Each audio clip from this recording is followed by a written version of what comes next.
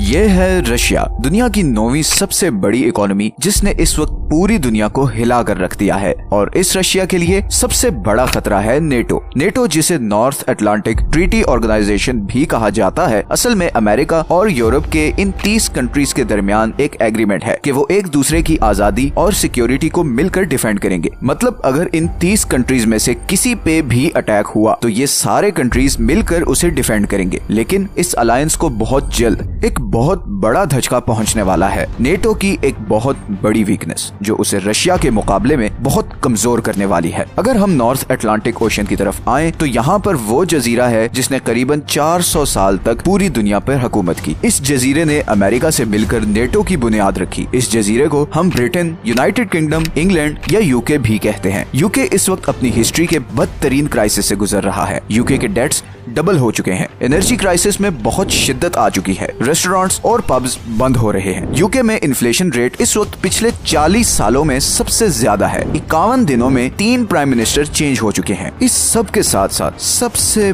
बड़ा खतरा जो यूके पर मंडला रहा है वो है स्कॉटलैंड की आजादी। असल में 2014 में यूके की गवर्नमेंट ने स्कॉटलैंड को इंडिपेंडेंस के लिए रेफरेंडम करवाने की इजाजत दी। उस वक्त यूके यूरोपीय यूनियन का हिस्सा था और स्कॉटलैंड के 55% लोगों ने यूके में रहने के लिए ही वोट दिया। लेकिन फिर 2016 में यूके के यूरोपीय यूनियन से निकलने के बाद स्कॉटलैंड में होने वाले रेफरेंडम में 62% लोगों ने वोट दिया कि वो यूरोपीय यूनियन का पार्ट बनकर ही रहना चाहते हैं। मगर क्योंकि इंग्लैंड और वेल्स के वोट्स स्कॉटलैंड से कुछ ज्यादा थे, इसलिए ब्रिटेन ने यूरोपीय यूनियन छोड़ दिया। अब क्योंकि स्कॉटलैंड यूके का ही हिस्सा माना जाता है तो ऑटोमेटिकली स्कॉटलैंड भी यूरोपीय यूनियन से निकल गया। हालांकि स्कॉटलैंड की मेजोरिटी ये चाहती थी कि वो यूरोपीय यूनियन का पार्ट रहे। स्कॉटलैंड के पास अब यूरोपीय यूनियन में दोबारा शामिल होने का एक ही तरीका है कि वो ब्रिटेन से अलग हो जाए। लेकिन अब असल सवाल ये है कि स्कॉटलैंड के सेपरेट होने से नेटो को क्या फर्क पड़ता है। एक्सपर्ट्स ये क्यों कह रहे हैं कि अगर स्कॉटलैंड यूके से अलग हुआ तो न सिर्फ यूके तबाह हो सकता है बल्कि नेटो की पावर भी बहुत बुरी तरह कॉम्प्रोमाइज हो जाएगी। स्कॉटलैंड यूके और नेटो के लिए आखिर इतना इम्पोर्टेंट क्यों है? बल्कि अगर मैं ये कहूँ कि नेटो की सबसे बड़ी कमजोरी है ही स्कॉटलैंड तो गलत नहीं होगा। लेकिन ऐसा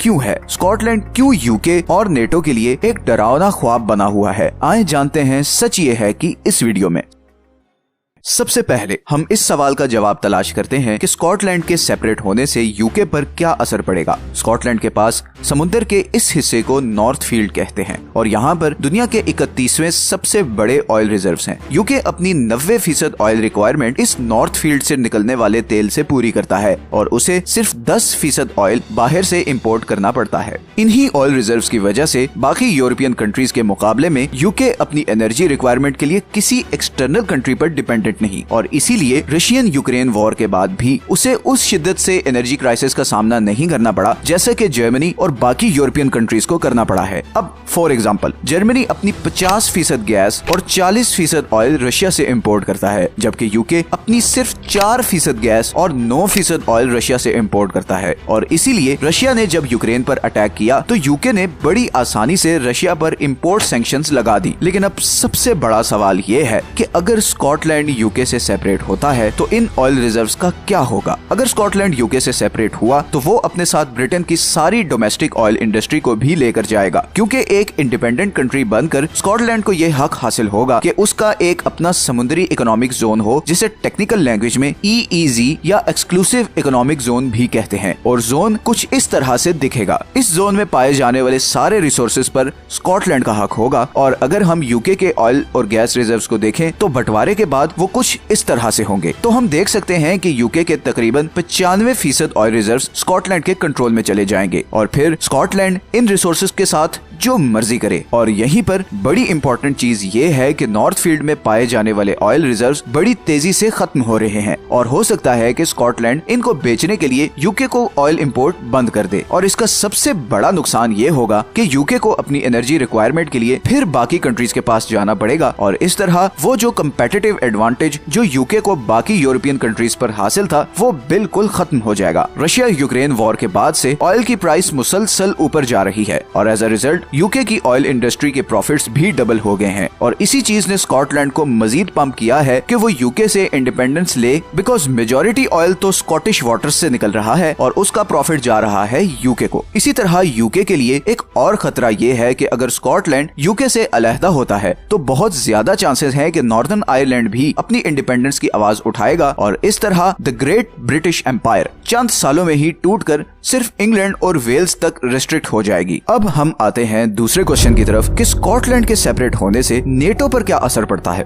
अगर स्कॉटलैंड यूके से अलहदा होता है तो उसके पास दो चॉइसेस होंगी। पहली ऑप्शन तो ये है कि वो नेटो का मेंबर बनने के लिए री अप्लाई करे और फिर उसे एक लंबे ब्यूरोक्रेटिक प्रोसीजर से गुजरना पड़ेगा। दूसरी ऑप्शन ये है कि वो आयरलैंड की तरह न्यूट्रल हो जाए और नेटो का हिस्सा ना बने, लेकिन इन दोनों सूरतों में नेटो के लिए नुकसान है। असल में नॉर्दर्न और सदर्न स्कॉटलैंड में ब्रिटेन की बहुत सी मिलिट्री बेसेस हैं, जैसे कि लॉसीमाउथ बेस, ल्यूकर्स बेस और कमिंग्स बे बेस। इन्हीं बेसिस के जरिए यूके अपने बॉर्डर्स को किसी भी एक्सटर्नल थ्रेट से प्रोटेक्ट करता है। इनमें सबसे इम्पोर्टेंट बेस ये लॉसीमाउथ है, क्योंकि यहीं से रशिया के जेट्स गुजरते हैं और सारे यूरोप पर नजर रखते हैं। बल्कि 2014 में जब रशिया ने क्राइमिया पर कब्जा किया तब रशियन एयरफोर्स के जहाज बहुत फ्रीक्वेंटली इस रूट से गुजरते थे और ब्रिटिश एयरफोर्स इस बेस के थ्रू बार बार इन जेट्स को इंटरसेप्ट करती थी। लेकिन अगर स्कॉटलैंड इंडिपेंडेंट होता है तो बहुत चांसेस हैं कि वो ब्रिटेन से ये बेसिस खाली करवाएगा और उसके नतीजे में यूके का एयर डिफेंस बहुत बुरी तरह कॉम्प्रोमाइज हो जाएगा। लेकिन बात सिर्फ यही खत्म नहीं होती। नेटो के लिए इससे भी ज्यादा खतरनाक चीज है ये सबमरीन बेस, जिसे फास्ट लेन कहा जाता है। इस पूरे रीजन में इससे ज्यादा इम्पोर्टेंट नेवल बेस कोई नहीं, क्योंकि यहाँ पर यूके की न्यूक्लियर सबमरीन्स हैं और किसी भी न्यूक्लियर अटैक की सूरत में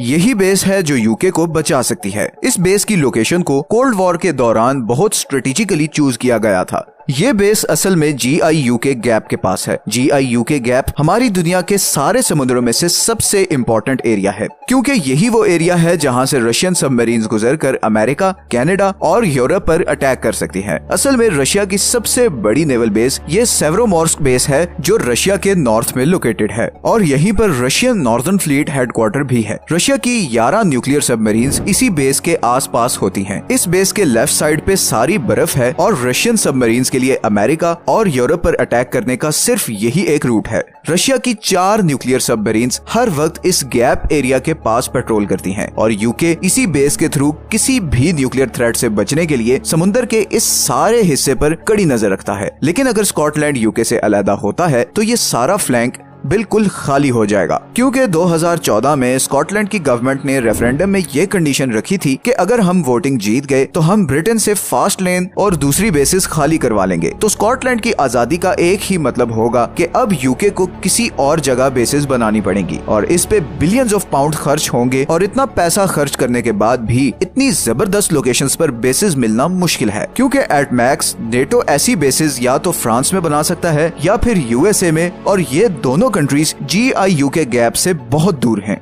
ये बेसिस इसलिए भी जरूरी हैं कि सितंबर 2022 में व्लादिमीर पुतिन के एडवाइजर ने टीवी पर यह थ्रेट किया कि अगर यूके ने रशिया पर से सैंक्शंस खत्म ना की और रशिया के खिलाफ अपना अग्रेसिव स्टांस नहीं बदला तो रशिया के न्यूक्लियर मिसाइल्स लंदन को टारगेट कर सकते हैं। और इस धमकी से ठीक 1 साल पहले यूके में ये बहस चल रही थी कि अब यूके को न्यूक्लियर वेपन्स की जरूरत नहीं, क्योंकि यूके पर अब कोई न्यूक्लियर अटैक नहीं करेगा। लेकिन फिर रशिया की धमकी के बाद से ये न्यूक्लियर बेसिस एक बार फिर यूके और नेटो दोनों के लिए बहुत बड़ी जरूरत बन गई है और इसीलिए स्कॉटलैंड से नेगोशिएशंस की जा रही हैं कि वो इंडिपेंडेंस का डिसीजन वापस ले ले, मगर फिलहाल ऐसा होता नजर नहीं आ रहा। स्कॉटलैंड की इंडिपेंडेंस से एक और बड़ा नुकसान जिस चीज का होगा वो है कम्युनिकेशन। असल में अटलांटिक ओशन के इस सारे हिस्से में दुनिया की 95% इंटरनेट केबल्स हैं। इन्हीं केबल्स के जरिए सारे कॉन्टिनेंट्स आपस में कनेक्टेड हैं। हम इंटरनेट यूज करते हैं और इन्हीं कम्युनिकेशन लाइंस के जरिए अमेरिका, यूरोप और एशिया में मौजूद अपने फौजियों से कम्युनिकेट करता है। तो अगर ये बेसिस यूके के हाथ से जाती हैं तो बहुत बड़ा चांस है कि Russian submarines in communication lines को भी काट देंगी और ऐसा पास्ट में हो भी चुका है। जनवरी 2022 में रशिया के यूक्रेन पर हमला करने से करीबन 1 महीना पहले नॉर्वेजियन मेनलैंड और स्वेलबार्ड आइलैंड के दरमियान फाइबर ऑप्टिक्स केबल बड़ी मिस्टीरियसली कट गई थी। स्वेलबार्ड आइलैंड पर दुनिया का सबसे बड़ा सैटेलाइट ग्राउंड स्टेशन है, जहां से वेस्टर्न एजेंसीज रशिया की मिलिट्री एडवांसमेंट पर नजर रखती हैं। और कुछ ही दिन पहले नॉर्वे की इंटेलिजेंस ने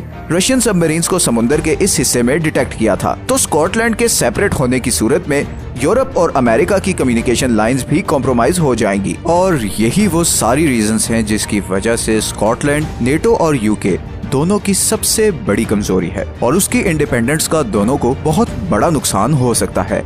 आखिर में ये हैं वो सारे सोर्सेज जहां से हमने इस वीडियो के लिए कंसल्ट किया है। अगर आपको ये वीडियो अच्छी लगी है तो इसे लाइक और चैनल को सब्सक्राइब जरूर कर दें, बिकॉज हम बहुत से इंटरेस्टिंग टॉपिक्स पे वीडियोस ला रहे हैं और उम्मीद है कि वो आपको जरूर पसंद आएंगी। मिलते हैं नेक्स्ट वीडियो में। अल्लाह हाफिज।